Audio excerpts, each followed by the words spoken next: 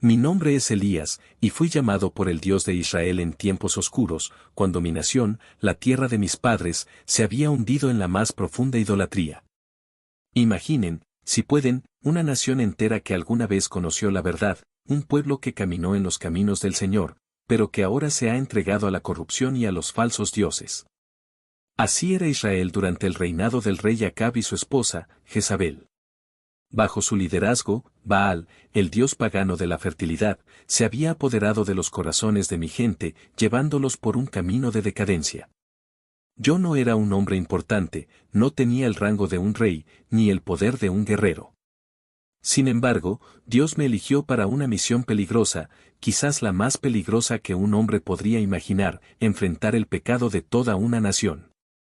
Sabía que mi vida estaría en peligro, pues Jezabel había jurado eliminar a los profetas del Dios verdadero, y muchos ya habían caído bajo su mano asesina. Pero yo no podía quedarme en silencio mientras Israel se destruía a sí mismo adorando ídolos. Mi único deseo era ser fiel a Dios, y en esa fidelidad encontré una fortaleza que no venía de mí, sino de aquel que me llamó. Imagínate ser la única voz que grita la verdad en un desierto de mentiras. Eso era lo que enfrentaba cada día. Mientras el pueblo se postraba ante Baal, yo me mantenía firme, confiando en que el Dios de Abraham, Isaac y Jacob seguía siendo el único Dios verdadero. ¿Cómo lo supe? No porque yo fuera especial, sino porque en lo más profundo de mi ser escuchaba su voz. Mi primera gran prueba llegó cuando Dios me ordenó ir ante el mismo rey Acab para anunciar lo que sería el comienzo de su juicio, una terrible sequía que cubriría toda la tierra. Este no era solo un mensaje de advertencia, era una confrontación directa contra los dioses falsos de la fertilidad. ¿Quién podía controlar la lluvia y la vida misma? Solo el Señor, y yo estaba allí para demostrarlo. Pero esta era solo la primera parte de una historia mucho más grande que estaba a punto de desarrollarse. Lo que vendría a continuación pondría a prueba mi fe de maneras que nunca imaginé. La sequía que anuncié llegó como un azote implacable, tal como el Señor lo había dicho. El cielo se cerró, las nubes se esfumaron, y no cayó ni una gota de agua sobre la tierra. Las cosechas se marchitaron, los ríos se secaron, y el hambre se apoderó de la nación. Los que una vez confiaron en Baal para la fertilidad de la tierra se dieron cuenta de que sus oraciones eran vanas, pues solo el Dios de Israel tiene el control sobre la creación. Pero yo, el mensajero de esta dura sentencia, también debía sufrir las consecuencias de la sequía. Durante un tiempo, el Señor me ocultó cerca del arroyo Kerit, donde pude beber agua mientras Él enviaba cuervos para alimentarme. Día tras día, esos pájaros traían pan y carne. Un milagro, sin duda, pero también una lección de dependencia absoluta en Dios. A pesar de la desolación que nos rodeaba, Él me sostenía. Sin embargo, llegó el día en que incluso el arroyo Kerit se secó. El Señor, en su sabiduría, tenía otro plan para mí. Me envió a Sarepta, una ciudad pagana en Sidón. ¡Qué irónico! La misma tierra de donde provenía Jezabel, la reina que había llenado a Israel de falsos dioses, sería el lugar donde experimentaría la provisión divina. Cuando llegué a Sarepta, no había banquetes esperándome, ni señales de riqueza o abundancia. Al contrario, lo que encontré fue una viuda pobre y exhausta, al borde de la desesperación. La vi recogiendo leña para preparar lo que, según ella, sería la última comida para ella y su hijo. Pero Dios no me había enviado allí para hacer una carga, me había enviado para realizar un milagro. Con la confianza que solo viene de lo alto, le pedí que primero me diera a mí un poco de pan. Yo podía ver la duda y la tristeza en sus ojos. ¿Cómo pedirle lo último que tenía? Sin embargo, le prometí que si confiaba en la palabra del Señor, la harina en su tinaja y el aceite en su jarra no se agotarían hasta que Dios enviara lluvia nuevamente sobre la tierra. Increíblemente, esta mujer, una extranjera, un alma ajena a los pactos de Israel, decidió confiar. Y entonces, el milagro sucedió. Día tras día, la harina y el aceite nunca se acabaron. Comimos durante toda la sequía, y aunque el hambre se extendía por toda la región, en la humilde casa de la viuda había suficiente para todos. Este milagro no era solo para alimentarnos, era una declaración del poder de Dios incluso en tierras paganas. La provisión de Dios no se limita a fronteras o nacionalidades. Su gracia alcanza a quienes confían en Él, sin importar dónde se encuentren. Pero mi misión no terminó allí. Este fue solo un paso en el camino que me llevaba hacia un enfrentamiento mucho mayor. La sequía continuaba, la tensión en la nación crecía, y Dios estaba preparando algo que desafiaría por completo a los falsos dioses que Israel había adoptado. El milagro de Sarepta era solo una pequeña muestra de lo que estaba por venir. Lo que sucedería después pondría de rodillas a todo un pueblo ante la verdad del Dios viviente. La sequía seguía azotando la tierra, y el hambre pesaba sobre Israel como una sombra opresiva. Pero el pueblo, en su ceguera, aún no comprendía la gravedad de su error. Seguían divididos, dudando entre el Dios verdadero y los falsos dioses. El Señor me habló nuevamente y me envió de regreso al corazón del conflicto. Esta vez, no se trataba solo de un mensaje, era el momento de una confrontación decisiva. Sería un enfrentamiento entre el Dios de Israel y Baal, el ídolo de los corazones engañados. El campo de batalla sería el Monte Carmelo. Me presenté ante el rey Acab, que al verme me llamó perturbador de Israel. Pero no fui yo quien trajo problemas a esta nación, sino él y su casa, por haber abandonado al Señor y haber seguido a Baal. Con una autoridad que no venía de mí, sino de Dios, lo reté a convocar a todo el pueblo de Israel y a los 450 profetas de Baal al Monte Carmelo. Era el momento de mostrar quién era realmente Dios. Cuando el pueblo se reunió en el monte, les hablé claro y fuerte, ¿hasta cuándo claudicaréis entre dos pensamientos? Si Jehová es Dios, seguidle, y si Baal, id en pos de él. La multitud guardó silencio. Sabían que el juicio estaba a punto de caer, pero no se atrevían a tomar una decisión. Propuse una prueba simple, tanto los profetas de Baal como yo prepararíamos un sacrificio, pero sin encender fuego. El Dios que respondiera enviando fuego desde el cielo sería el verdadero. El pueblo, curioso y expectante, aceptó el desafío. Los profetas de Baal fueron los primeros. Todo el día clamaron a su Dios. Danza, gritos, hasta se cortaron con cuchillos en un frenesí desesperado. Desde la mañana hasta el mediodía, no se oyó ni un solo sonido del cielo. Me burlé de ellos, gritad más fuerte, quizás está dormido, o tal vez está de viaje. Pero, por supuesto, Baal no respondió. Su silencio era absoluto. Finalmente, llegó mi turno. Con calma, reparé el altar del Señor con 12 piedras, representando a las 12 tribus de Israel. Coloqué el sacrificio sobre la leña y, para que no quedara duda del milagro que estaba por venir, pedí que empaparan el altar con agua. 3 veces derramaron agua sobre el sacrificio, la leña y las piedras, hasta que una zanja alrededor del altar quedó completamente llena. Ya no había lugar para trucos humanos. Si el fuego descendía, sería por el poder de Dios. Entonces, oré. No con gritos ni ceremonias elaboradas, sino con una simple súplica, confiando en que Dios se glorificaría. Respóndeme, Jehová, respóndeme, para que este pueblo sepa que tú, oh Jehová, eres Dios, y que tú vuelves a ti el corazón de ellos. Y en ese instante, el cielo respondió.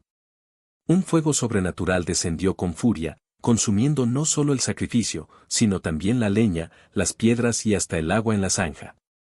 Todo fue devorado en un momento, ante los ojos atónitos del pueblo. El silencio que siguió fue roto por un grito unánime, Jehová es Dios, Jehová es Dios.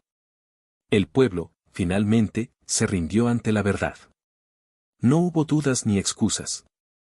Dios había demostrado su poder de manera innegable, y los falsos profetas de Baal fueron eliminados, llevados al juicio que merecían por haber conducido a Israel a la idolatría. Pero aunque el fuego había caído, aún quedaba una última tarea por cumplir, el fin de la sequía. Sabía que la lluvia no tardaría en llegar, pero primero, debía elevar una última oración al Dios que había mostrado su fidelidad. Con la misma fe con la que había enfrentado a los profetas de Baal, me dirigí a la cima del monte, sabiendo que la victoria aún no estaba completa. La tierra seguía sedienta. Yo sabía que la lluvia vendría, porque Dios había prometido que, cuando su pueblo se volviera a él, abriría los cielos de nuevo. Subí a la cima del Carmelo y me postré, con el rostro en la tierra. Le dije a mi siervo, sube y mira hacia el mar. Y él fue, pero no vio nada. Le dije que volviera 1, 2, 3, hasta 7 veces. Y en la 7ª vez, regresó corriendo y me dijo, veo una pequeña nube, como la palma de una mano, que sube del mar. Una nube pequeña, insignificante, pero supe que era el principio. Me levanté rápidamente y le dije, ve y dile al rey Acab que enganche su carro y descienda antes de que la lluvia lo detenga. El viento comenzó a soplar, las nubes se oscurecieron, y en un abrir y cerrar de ojos, el cielo se llenó de relámpagos. Y entonces, la lluvia. Las gotas golpearon la tierra con fuerza, llenaron los ríos, empaparon los campos, y el olor de la tierra mojada inundó el aire. El Señor había traído el aguacero que tanto anhelábamos. Mientras el cielo derramaba su bendición sobre la tierra, supe que Dios había respondido, no solo con fuego, sino con la vida que daba la lluvia. Israel había visto su poder. El cielo ya no estaba cerrado. La sequía había terminado. Después de la victoria en el Monte Carmelo, habría sido fácil pensar que mi misión estaba completa, que el pueblo finalmente había vuelto sus corazones a Dios y que el reinado de Baal sobre Israel había terminado. Sin embargo, la lucha espiritual era mucho más profunda de lo que imaginaba. Aunque el fuego había caído del cielo y el pueblo había reconocido a Jehová como el verdadero Dios, Jezabel, la reina impía, no se rindió. Al enterarse de la derrota de los profetas de Baal, envió un mensaje claro, juró que yo moriría al día siguiente, tal como ellos. Ese mensaje me llenó de un temor que nunca antes había sentido. Después de ver el poder de Dios tan claramente, era difícil admitirlo, pero el miedo me consumió. No era solo el miedo a Jezabel, sino el agotamiento físico, emocional y espiritual de una lucha continua. Huí. Me alejé lo más rápido que pude, dejando atrás las montañas de Carmelo y sumergiéndome en el desierto, buscando algún tipo de refugio, no solo del peligro físico, sino del peso de una misión que parecía demasiado para mí. En mi soledad, encontré un lugar bajo un enebro y, agotado, caí al suelo. En ese momento, ya no quería seguir. El peso de la responsabilidad, la constante amenaza a mi vida y el aparente fracaso de ver un cambio permanente en el corazón de Israel me abrumaban. Le supliqué a Dios que me quitara la vida. Basta ya, oh Señor, le dije. No soy mejor que mis antepasados. Estaba agotado, física y espiritualmente. Todo mi celo y valentía parecían haberse evaporado bajo el sol abrasador del desierto. Pero Dios, en su misericordia, no me abandonó en mi desesperación. En lugar de reprenderme, envió a un ángel que me tocó suavemente y me dio de comer. Levántate y come, me dijo, porque largo camino te resta.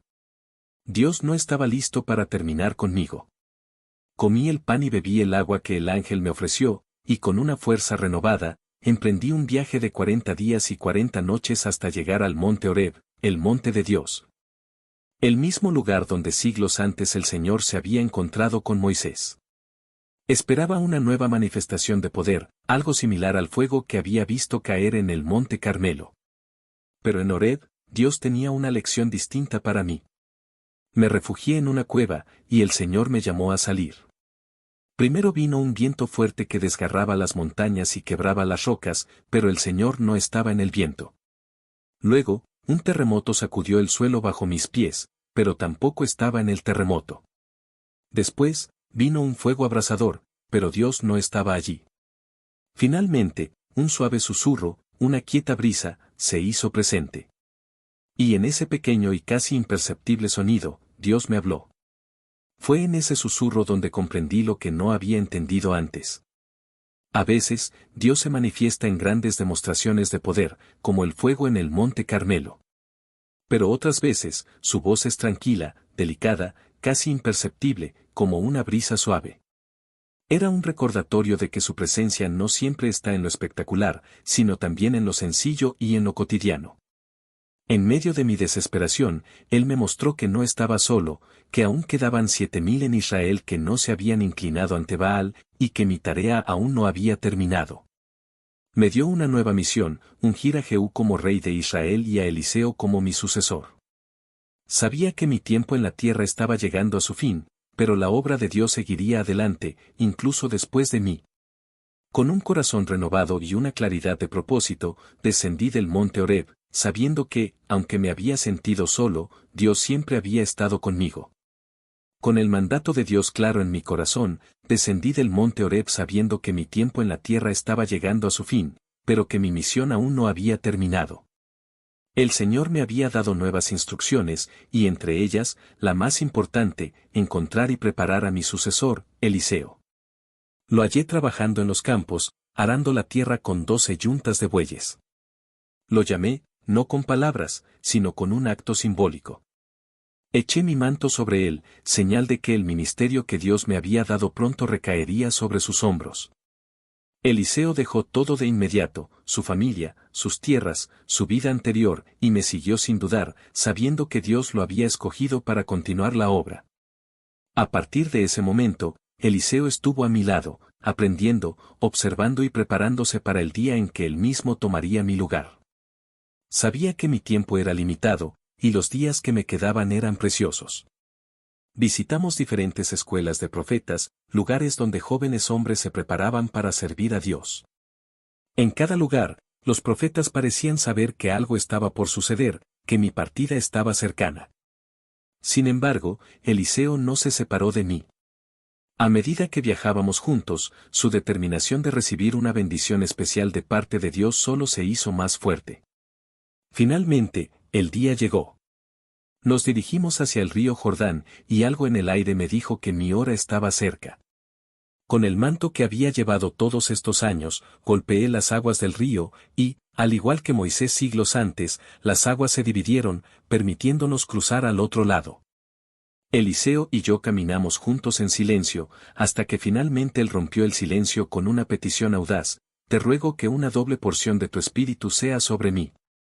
Sabía que lo que pedía no era fácil, pero le respondí que si lograba verme cuando fuera arrebatado, su deseo sería concedido. Y entonces, ocurrió lo impensable. Mientras caminábamos y hablábamos, el cielo se abrió ante nosotros. Un carro de fuego, tirado por caballos de fuego, descendió a toda velocidad, separándonos a Eliseo y a mí. Sentí una fuerza que me levantaba del suelo, y en un torbellino, fui arrebatado al cielo. No experimenté la muerte como otros hombres. En lugar de ello, el Señor, en su infinita sabiduría y poder, me llevó directamente hacia Él en un carro de fuego, un evento sin precedentes. Mientras ascendía, pude ver a Eliseo, su mirada fija en mí, y supe que su deseo sería cumplido. Mi manto, el símbolo de mi ministerio, cayó al suelo, y Eliseo lo recogió, listo para continuar la obra que yo había comenzado. Mi vida terrenal había llegado a su fin, pero mi legado continuaría a través de Eliseo. Dios había preparado a un hombre para seguir guiando a su pueblo, y sabía que el mismo espíritu que había estado conmigo estaría con él. Mi partida no era el final, sino el comienzo de una nueva etapa para el pueblo de Israel, una etapa en la que el poder de Dios seguiría manifestándose. No regresé a la tierra como los demás. Sin embargo, siglos más tarde, en un momento que escapaba a toda lógica humana, volvía a aparecer, junto a Moisés, en la transfiguración de Jesús. Estaba allí para testificar de aquel que sería el cumplimiento final de todo lo que había profetizado, el Mesías, el Hijo de Dios, quien traería la redención no solo a Israel, sino a toda la humanidad. Mi historia no se trata solo de milagros, fuego del cielo, o carros ardientes. Se trata de la fidelidad de Dios, de su poder para levantar a personas comunes para cumplir propósitos extraordinarios. Fui testigo de cosas que el mundo apenas puede imaginar, pero no por mis propias fuerzas, sino por la gracia y la voluntad de Dios. Desde el día en que respondí a su llamado hasta el momento en que fui llevado al cielo, aprendí que cuando un hombre confía plenamente en Dios, no hay límite para lo que Él puede hacer a través de su vida. Pero lo que nunca olvidaré es que, en cada desafío, en cada momento de duda o de victoria, el Señor siempre estuvo a mi lado. Y Él sigue estando con aquellos que, como yo, deciden confiar y seguir su voz, incluso cuando el camino parece imposible. Te invitamos a unirte a nosotros en la Palabra en Movimiento, donde exploraremos estas historias y lecciones de manera profunda y significativa. Haz clic en el botón de suscripción y activa la campanita de notificaciones para estar al día con nuestros contenidos.